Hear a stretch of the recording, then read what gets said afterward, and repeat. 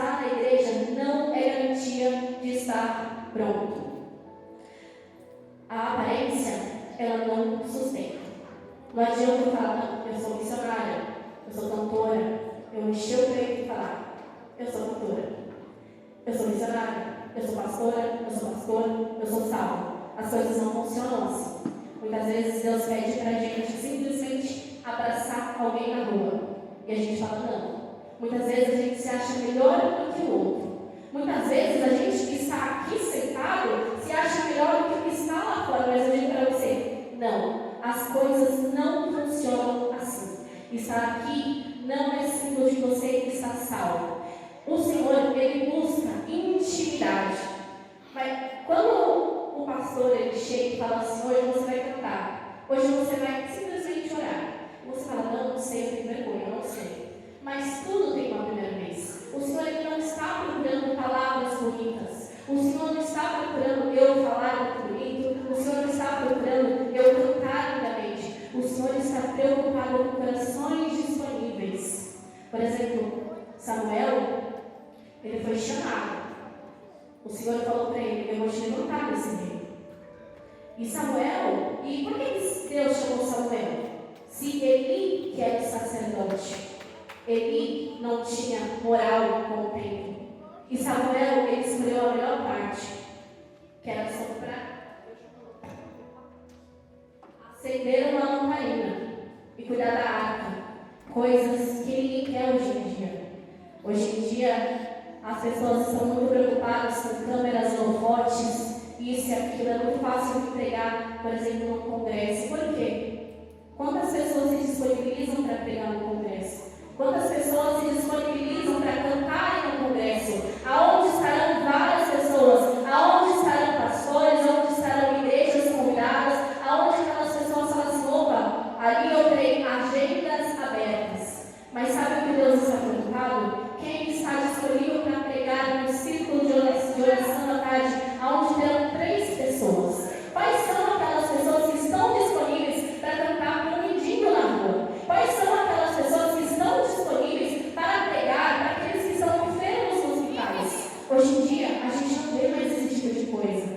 As pessoas só querem holofotes, as pessoas querem fotos, vídeos.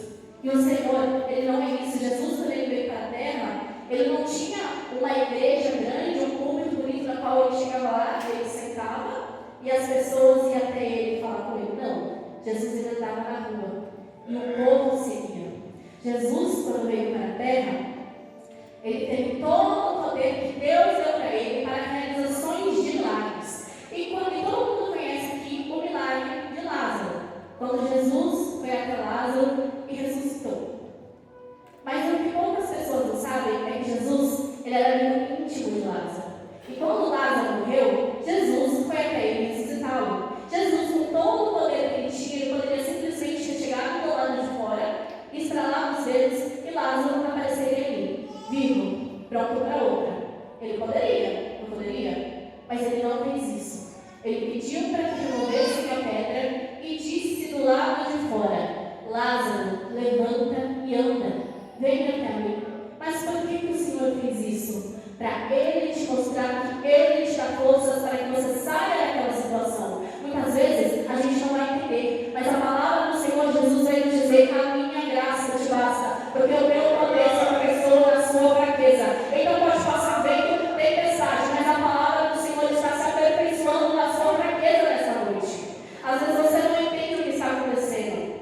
Às vezes você fala: Senhor, eu não sei por que isso está acontecendo na minha vida. Mas tudo aquilo que Deus tem preparado para você é o melhor, mesmo que a gente não entende. Nós que somos jovens, a nossa cabeça é uma bagunça. Muitas vezes a gente se cobra, mas está tudo bem. Mantenham a calma. Peça discernimento ao Senhor. Aprenda a ter intimidade com o Espírito Santo. Olhe o diário para você poder enxergar lá em cima.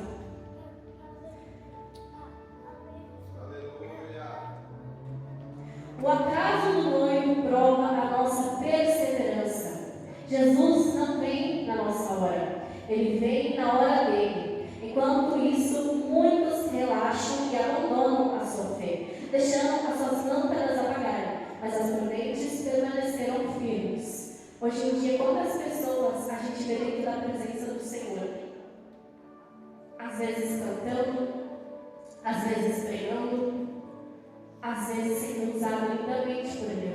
de repente você vê que aquela pessoa não está mais nos caminhos e se afastou. Hoje em dia é muito comum a gente ver isso dentro das igrejas. As pessoas têm que aprender a esperar, a orar, a pedir discernimento para o Senhor estar preparado para a sua volta. A demora do noivo aqui nesse versículo simboliza a espera que a gente tem que ter, a paciência que nós temos que ter. Porque muitas pessoas falam assim, desde que eu nasci, eu escuto que Jesus está voltando. E Jesus não voltou até então. Então, Jesus não vem. Então, eu vou fazer o que eu quero. Porque estar na presença do Senhor é muito rígido. Eu não posso isso, eu não posso aquilo aí. Deixa eu falar uma coisa para você. Você pode tudo. Eu, por exemplo, quando eu entrei na igreja, eu gostava muito de dançar, de estar em festas. E um dia um amigo meu foi fazer uma festa de aniversário e ele falou assim, Emi, você está convidada. Eu falei assim, eu vou, né? Mas eu já estava na igreja. Só que eu falei assim, eu vou para a festa, mas eu não vou beber, eu não vou fumar, eu não vou dançar, eu não vou fazer nada de errado. Mas eu vou para a festa. Era uma festa mundana. Eu cheguei na festa, o pessoal estava bebendo, o pessoal estava fumando, eu lembro de olhar aquilo, eu lembro de conversar com os meus amigos, e depois de muito tempo eu ia para casa. Isso não estava. Eu chegou domingo, no dia de ir para a igreja, eu lembro que eu sentei na cadeira e o Espírito Santo me incomodou. Eu lembro que eu senti vergonha de mim mesma, e eu não consegui ficar na igreja. Eu lembro de sair da igreja e ir para minha casa, e falar, Senhor, me perdoa. Eu não conseguia olhar para mim mesma depois de ter feito aquilo. Porque o Senhor falou, não vai. Aquilo não é para você. E mesmo assim, eu fui. Às vezes a gente olha dentro de uma igreja, às vezes a gente olha muito pouco. Mas a presença do Senhor, ela é tão grande. Ela é tão linda. A partir do momento que você sente a presença do Senhor, você não quer mais se distanciar dela. Eu falo por experiência própria. Eu já fui de um ministério na qual eu fui expulsa de um ministério, mesmo cuidando do som, mesmo indo cantar fora, mesmo servindo no grupo de jovens, mesmo no sábado indo e limpando a igreja sem mesmo ninguém ver, limpava a igreja sozinho. O pastor da igreja ele simplesmente olhou para mim e falou assim, você não está preparado, é muito nova para ter tanta unção, então não vai mais cantar no grupo. E eu falei, por que eu não posso? Sendo que eu amava louvar. O pastor falou assim, você não vai louvar aqui dentro dessa igreja. Se você quiser, você canta nas igrejas de fora. Aqui você não canta. Eu falei, amém. Até que eu cuidava do som, eu fiz uma viagem para Minas Gerais. Recebi um convite para ficar em Minas Gerais. Fui para Minas. Em 2 dias, quando eu voltei, o som estava no púlpito. Eu cheguei na igreja, subi no púlpito e fui para o meu posto, né? Ninguém tinha falado nada. Até que ele falou, sai do púlpito e desce para fora. Você não vai mais cuidar do som. Você não vai mais cantar. Você não vai mais ir para a igreja. A minha irmã dançava na igreja e por conta disso falando assim, você também não vai mais dançar na igreja.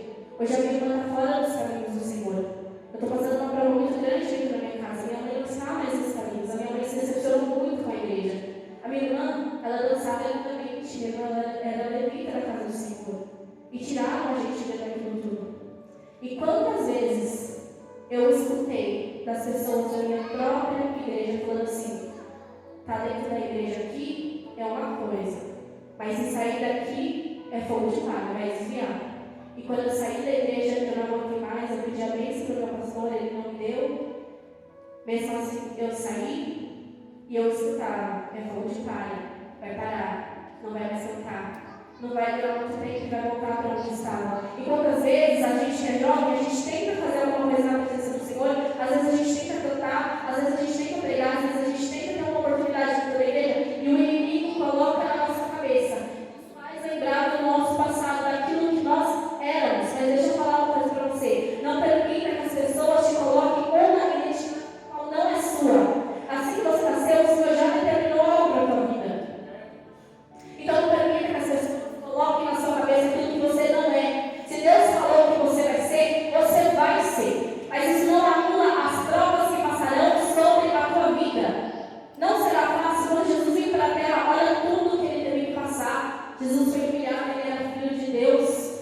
Por que a gente acha que para a gente vai ser diferente? Vai ser mais fácil? Jesus ele fala, eu estou no barco, mas não abandone. Continue na perseverança, o Senhor é contigo por onde você andar. Precisamos refletir como está a nossa vasilha de azeite. Nossa fé tem sido só de aparência ou é uma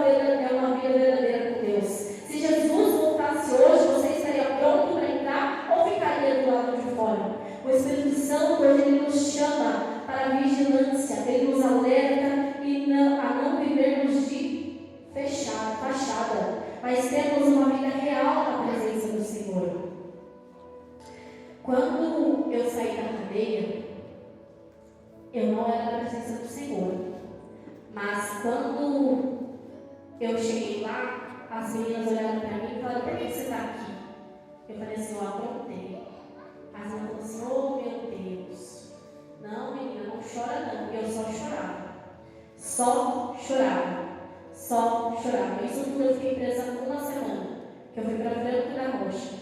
Lá eu tive que ficar afastada da minha mãe, do meu pai, da minha irmã, da minha família, dos meus amigos de copo, de todo mundo. O inimigo colocou lá que todo mundo me odiava e a minha família tinha me esquecido, menos a minha mãe.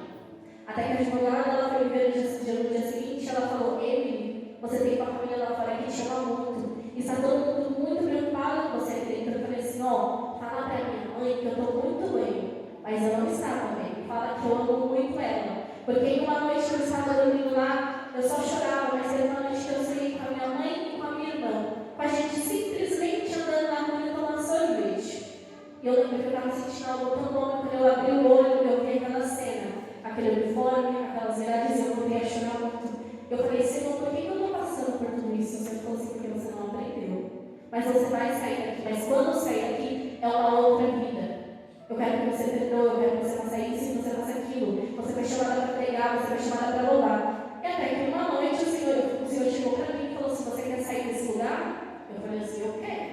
Aí Deus falou assim: vai falar da minha palavra e vai louvar aqui dentro dessas mulheres. Eu falei assim: como é que eu vou fazer isso? Você nunca peguei indo na Bíblia. O Senhor falou assim: só abre a boca que eu te encho. Naquela noite eu chamei as meninas e eu falei assim: ó, eu não sei porquê, mas Deus falou comigo e pediu para mim fazer uma coisa. Eu não sei, vou fazer do meu jeito, porque eu quero ir embora. Naquele momento a gente louvou, a gente falou da palavra, e eu posso falar uma coisa para vocês?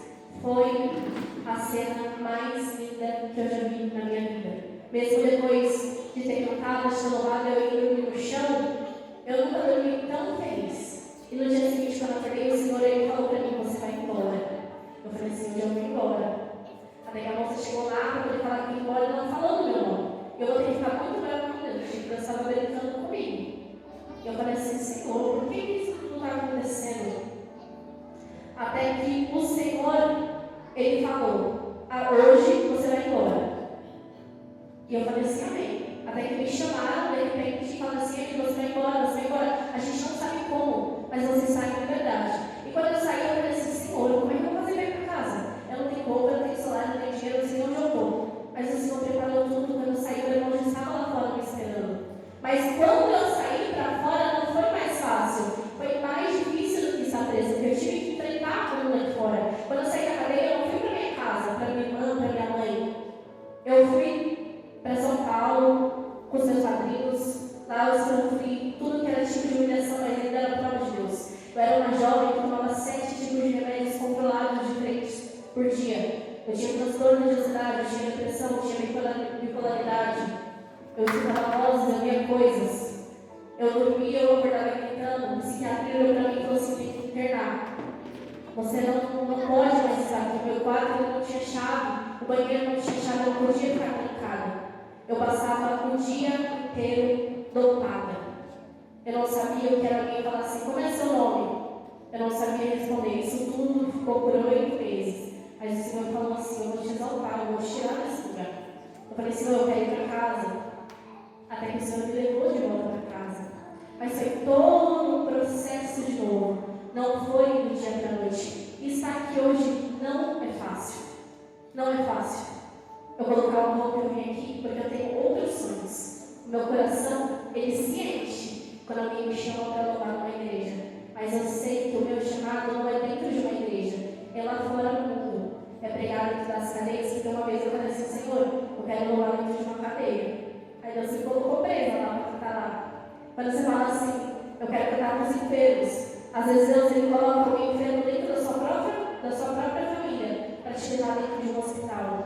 Para você louvar para aqueles que estão lá. Não é fácil, mas muitas vezes começa dentro de casa. Às vezes a gente tem vontade de falar, de pregar, de cantar. Mas sabe o que é mais gostoso? Você fazer tudo isso em casa.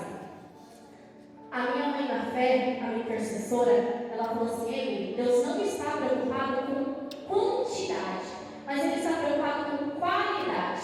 Ela falou assim: teve um tempo atrás que eu estava muito apertada de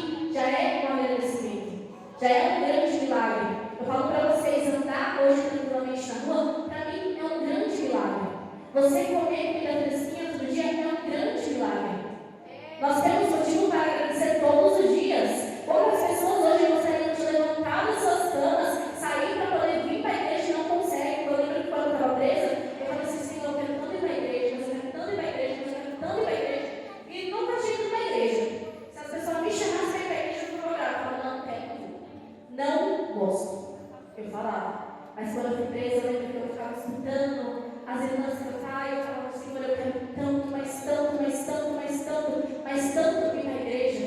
E hoje eu estou aqui, dentro de uma igreja. Mas quando me tiraram dentro de uma igreja, meu último ministério, eu fiquei muito brava, fiquei muito triste. E a minha outra intercessora, ela chegou assim, Emily, toma vergonha. Você quer cantar? Quer pregar? As portas de um país para você cantar. As portas do hospital para você cantar e para você pregar.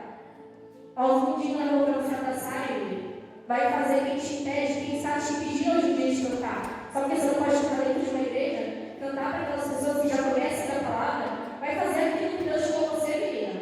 Para de chororô. Eu falei, opa, as coisas vão mudar. Mas tudo é uma preparação. Hoje em dia, a vida dos jovens é uma preparação. Aleluia, glória. Santo é o Senhor. Louvado e agradecido é o nome. Amém? As horas já se avançam. E eu gostaria de finalizar essa ministração como Jesus termina a parábola dizendo: vigiai, pois, porque não sabeis o dia nem a hora. O clamor da meia-noite vai soar, o noivo está voltando. E a questão é como ele nos encontrará: com azeite de sobra preparados ou com lâmpadas apagadas. A porta está aberta hoje. O azeite está disponível hoje. O Espírito Santo quer encher a sua vasilha hoje. Eu quero convidar você a refletir profundamente. Se você sente que a sua lâmpada está apagando, se você reconhece que precisa de mais azeite, hoje é noite de buscar ao Senhor. Vamos orar pedindo para que o Senhor encha a minha vasilha, para que o Senhor renove em mim a chama do teu Espírito. Eu não quero viver de aparência, mas quero estar preparado para encontrar. Que nenhum de nós seja contado entre os insensatos, mas que sejamos cheios, achados e prudentes, com as lâmpadas acesas, pronto para a volta de Cristo. As horas já se avançam e foi até aqui onde o Senhor permitiu que eu falasse, bem? Eu gostaria de agradecer a minha oportunidade, gostaria de agradecer a todos